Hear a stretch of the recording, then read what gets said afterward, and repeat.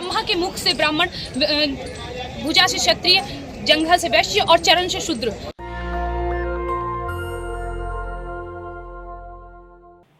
ये वीडियो सुना आपने? एक युवा महिला हैं और जंतर मंतर पर आई थी यूनिफॉर्म सिविल कोड के समर्थन में। ये अपने आप को राष्ट्रवादी कहती हैं और इन्होंने सरेआम कैमरे पर कहा कि कोई मस्तिष्क से पैदा हुआ है, कोई भुजा से पैदा हुआ है, कोई पेट से पैदा हुआ है, कोई पैर से पैदा हुआ है। आप कल्पना कर सकते हैं एक धर्म विशेष के लोगों द्वारा इस तरह की बातें अभी भी मानी जा रही है। इसलिए बाबा साहब ने कहा था कि कुछ बुराइयां लोगों के धार्मिक साहित्य में है। अब एक दूसरा वीडियो सुनिए। लड़का है, ये ब्राह्मण समाज का, इसने साफ साफ श्लोक कहा तुलसीदास दुबे का रामचरितमानस से कि कोई शूद्र अछूत कितना भी गुणवान हो उसकी पूजा नहीं हो सकती। क्या कहा है तुलसीदास दुबे ने, बताओ एक बार। पूजा ही विप्र सकल गुणहीना, शूद्र न पूजा ही वेद प्रवीणा। इसका हिंदी में बता दो। भैया ब्राह्मण पूजनीय है, कुछ भी ना आता हो, और शूद्र कितना भी बड़ा ज्ञानी क्यों ना हो जाए वो पूजनीय नहीं है।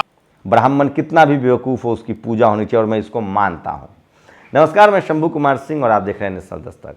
ये दो वीडियो खास है, इसे समझने की कोशिश कीजिए किस तरह से आज भी लोगों के मन में जातिवाद का जहर भरा हुआ है। जैसे ही आप इन लोगों से सवाल करेंगे कि हिंदू तो मैं भी हूं, हमारे पास जमीन क्यों, इस देश के 90% SC ST OBC के पास जमीन क्यों नहीं है, वो हाई कोर्ट में क्यों नहीं है, सुप्रीम कोर्ट में क्यों नहीं, वो जज क्यों नहीं है, कलेक्टर DMSP क्यों नहीं है, तो बोलेंगे मेरिट की वजह से। जब इनसे पूछेंगे कि चलो मान लिया पहले मेरिट थी, आज़ादी के बाद संविधान लागू हुआ तो मेरिट कहाँ चली गई, और जो लोग रिजर्वेशन के बदौलत नहीं है, जो OBC के लोग थे जिनको रिजर्वेशन नहीं मिला था, उनके क्यों अंगूठे काटे जा रहे हैं। और जब इकोनॉमिक वीकर सेक्शन आ गया तो तुम्हारा तो कट ऑफ और नीचे जा रहा है। तो सोचिए कि जैसे आप संसाधन की बात करेंगे तब आप हिंदू नहीं हैं, तब आपकी बात नहीं सुनेंगे, तब आप पर हमला करेंगे। सुप्रीम कोर्ट में जज बनना, ब्यूरोक्रेसी, जुडिशियरी, मीडिया भागीदारी का सवाल करेंगे तो ये लोग नाराज हो जाते हैं। बस ये कहते हैं कि हम हिंदू बने रहिए, सवाल मत पूछिए, जमीन का सवाल मत पूछिए, नौकरी का सवाल मत पूछिए, पढ़ाई लिखाई का सवाल मत पूछिए, हक अधिकार का सवाल मत पूछिए, बस हिंदू बने रहिए और हमारे साथ गुणगान कीजिए। आज तो एक लड़का इतनी शर्मिंदगी बेशर्मी से बोलने लगा कि मैं जूते लेकर मारूंगा जो भी भगवान को नकारेगा। मैंने कहा कौन भगवान को नकार रहा है? सोचिए, एक बुजुर्ग पर वो टूट पड़ा। भगवान को गाली देने वाला गाली देगा। मेरा एक सेकंड रुक जाओ भाई, एक सेकंड।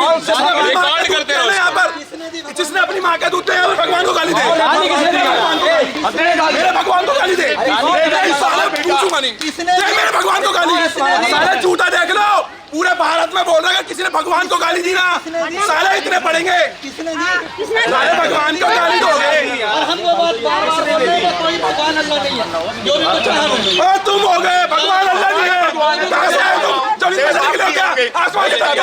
कौन है तुम्हारा भगवान? पहले ये तो क्लियर करो। यहाँ हजारों लोग हैं, हजारों भगवान है। अब सोचिए, बाबा साहब की 22 प्रतिज्ञाएं हैं कि मैं किसी ब्रह्मा विष्णु महेश को नहीं मानता हूं। आपकी आस्था है, आप मानिए, आप मुझे मजबूर नहीं कर सकते हैं मानने के लिए। उस बुजुर्ग ने इतना ही कहा था कि मैं किसी भगवान को नहीं मानता हूं। उसने ये नहीं कहा था कि तुम मत मानो या तुम्हारा भगवान खराब भी है, ये भी नहीं कहा था। उसके बाद भी उस पर वो हमलावर हो गया। ये वही युवक है जिसके बारे में बताया जा रहा है कि अनमोल प्रीतम जो नेशनल दस्तक के रिपोर्टर थे, उनको भी इन्होंने जय श्री राम बोलने के लिए मजबूर किया था।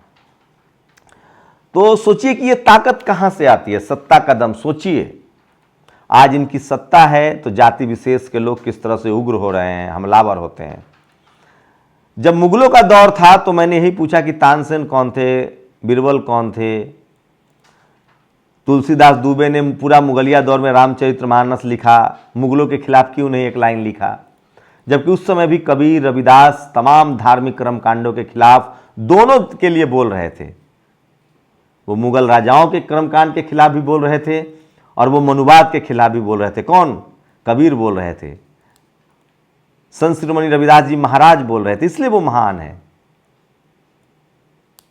तो ये सब सवाल है जो आपको विमर्श में लाना चाहिए, और इतने इलॉजिकल सवाल होता है और लोग मारपीट पर उतारू हो जाते हैं। और सोचिए, एक बार फिर से इस बच्ची का वीडियो देखिए, कितनी कम उम्र है इनकी, राजनीति में जाना है। ब्रह्मा के मुख से ब्राह्मण, भुजा से क्षत्रिय, जंघा से वैश्य और चरण से शूद्र। लेकिन ये क्या है? एक सपा की ब्राह्मण समाज से आने वाली प्रवक्ता हैं, वो तो सरेआम गाली गलौज करती हैं और अपने आप की जातीय श्रेष्ठता के दम से भरी रहती हैं। मैं ये नहीं कह रहा हूं कि इसके लिए सब ब्राह्मण समाज के लोग जिम्मेदार हैं, लेकिन सवाल तो है कि जाति बनाई किसने, जाति का लाभार्थी कौन है। और इसलिए मैं कहता हूं कि गरीब हिंदू कौन है और अमीर हिंदू कौन है, लाभार्थी हिंदू कौन है और भुक्तभोगी हिंदू कौन है। SC ST OBC माइनॉरिटी के हक अधिकार कैसे छीने गए? अगर सब हिंदू हैं तो आदिवासी, पिछड़ा, दलित कैसे बना? कैसे एक ही हिंदुओं में सबसे ज़्यादा पावरफुल कौन है, सबसे ज़्यादा संसाधन कौन है, मीडिया, जुडिशियरी, कॉलेज, यूनिवर्सिटी पर कब्जा किसका है? और ये कैसे हुआ है? मैं फिर कह रहा हूँ, ये इसलिए हुआ है कि जिनको जाति के नाम पर शोषण किया गया है, जिनको धर्म का अधिकार भी नहीं था, पूजा पाठ का भी अधिकार नहीं था, जब संविधान लागू हुआ, जब उनको संवैधानिक अधिकार मिले, तब जाकर वो बात करने लगे, सवाल करने लगे। और तब से ये लोग हिंदू राग अलाप रहे हैं, हिंदू एकजुट हो, हिंदू जगाने आए हैं।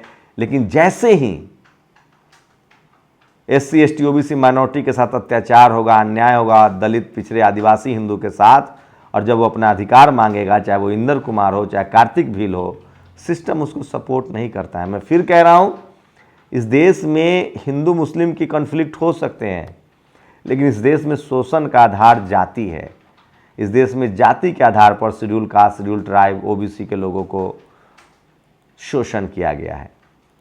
और आज भी ये गर्व से कहते हैं कि कोई पैर से पैदा हुआ है, कोई मुख से पैदा हुआ है, कोई मस्तिष्क से पैदा हुआ है। आप सोचिए, इस तरह की धारणा, इस तरह के जो स्क्रिप्ट है, उसको भी लोग मान रहे हैं और उसको सरेआम बोल भी रहे हैं।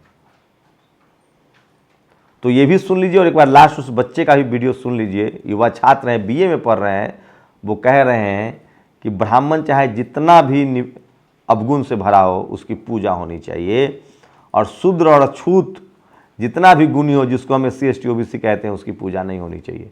क्या कहा है तुलसीदास दुबे ने, बताओ एक बार। पूजा ही विप्र सकल गुणहीना, शूद्र न पूजा ही वेद प्रवीणा। इसका हिंदी में बता दो। भैया, ब्राह्मण पूजनीय है, कुछ भी ना आता हो, और शूद्र कितना भी बड़ा ज्ञानी क्यों ना हो जाए, वो पूजनीय नहीं है।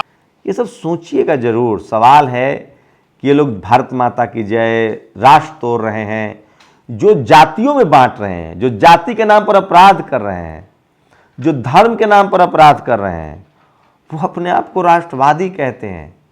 बाबा साहब ने कहा है कि जिस देश की तकलीफें एक ना हो, मान लीजिए, लेकिन जिस देश की खुशियां एक ना हो, वो कैसा देश, वो कैसा राष्ट्र बनेगा। इसलिए उन्होंने कहा था कि मैं सिर्फ और सिर्फ भारतीय हूँ। सोचिए, मोरक्को में फुटबॉल हुआ है, जीता है पुर्तगाल से, पूरा अफ्रीका, पूरा मिडिल ईस्ट खुश है। भारत में सबकी जाति देखी जाती है, यहाँ सारी चीज़ें जाति के आधार पर मिलती है। इसलिए मैं कह रहा हूँ कि हिंदू में एक हिंदू लाभार्थी है, एक भुक्तभोगी लाभार्थी है। आपको तय करना है कि अगर आप भुक्तभोगी लाभार्थी हैं तो आप अपने हक अधिकार के लिए सचेत होइए, और क्या आप मानते हैं कि आप पैर से पैदा हुए हैं?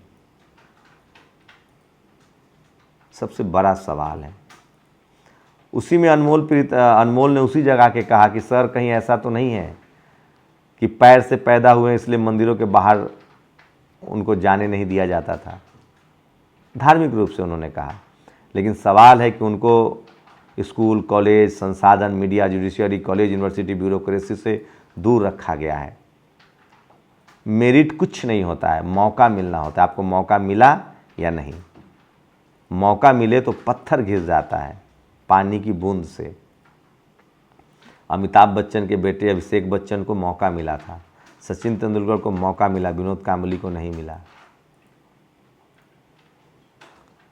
मेरिट न मौके की मोहताज होती है। सोचिएगा जरूर, और सोचिए कि लोग भारत माता की जय के नाम पर किस तरह की चीज़ों की तरफदारी करते हैं। क्या हम सब सचमुच पैर से पैदा हुए हैं? अपनी प्रतिक्रिया जरूर दीजिए। शुक्रिया। नेशनल दस्तक की आपसे गुजारिश है कि अगर इसको बचाना चाहते हैं तो नेशनल दस्तक को सब्सक्राइब करने के लिए रेड कलर के सब्सक्राइब बटन को दबाएं, फिर बेल आइकन की घंटी दबाएं। नेशनल दस्तक को बचाने के लिए बहुत जरूरी है कि हर खबर को शेयर करें, लाइक करें, कमेंट जरूर करें।